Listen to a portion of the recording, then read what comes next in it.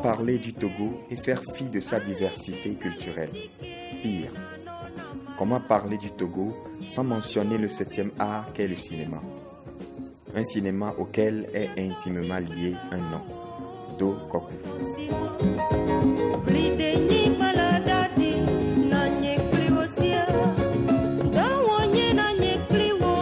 Né le 6 juillet 1949 à Lomé, pour Jacques Koku Do, s'exprimer est un réel besoin et il a trouvé dans les images le meilleur canal pour échanger avec le monde.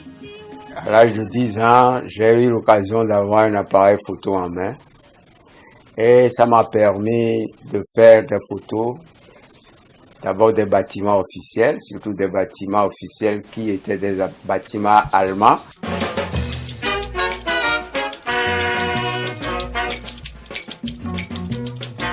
Les choses s'emboîtent rapidement et il intègre le Cinéato, service du cinéma et des actualités audiovisuelles du Togo.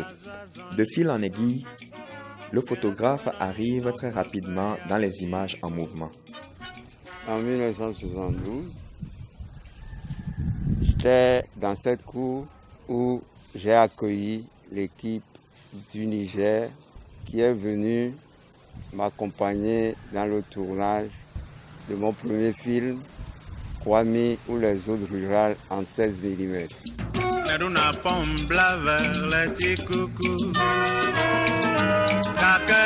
C'était au FESPACO.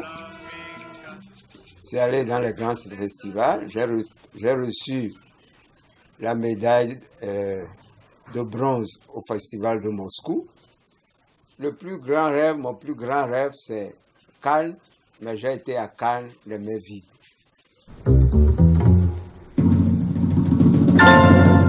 Le cinéaste enchaîne les voyages pour couvrir les événements culturels et réaliser des documentaires. Ces tâches furent nombreuses, notamment rapprocher le cinéma de la population à travers le projet CIT, Cinéma itinérant du Togo. Créer un festival de films nommé Récitel, Rencontre du cinéma et de la télévision de Lomé, Togo, et former des jeunes en critique de cinéma, écriture de scénarios et réalisation. Depuis 3 ans, j'ai sillonné le Togo dans le cadre de cette action dénommée le cinéma itinérant du Togo. Et là, nous avons remarqué qu'il y a une demande en matière de films africains et particulièrement en matière de films togolais parce que les gens me posaient, surtout les jeunes me posaient la question de savoir pourquoi il n'y a pas de films togolais dans notre programmation. La fibre artistique n'était pas du tout satisfaite et trouvait qu'il ne s'exprimait pas comme il le souhaitait. Il fallait donc faire un choix pour se démarquer, car le 7e art ne se développait pas en Afrique francophone. L'un des problèmes du cinéma, c'est le financement. Quand on voit le cinéma africain, c'est les institutions qui continuent toujours de financer le cinéma. Mais quand on se dit, mais pourquoi le Togo n'arrive pas devant ces institutions, la solution c'est très simple, parce que l'État ne s'engage pas avec le réalisateur ou le producteur devant ses partenaires-là. Donc, si franchement l'État veut développer le cinéma, l'État doit créer un fonds pour le cinéma. Et ces fonds, l'État doit les chercher, pas dans sa caisse, mais dans la caisse des entreprises, des partenaires, etc.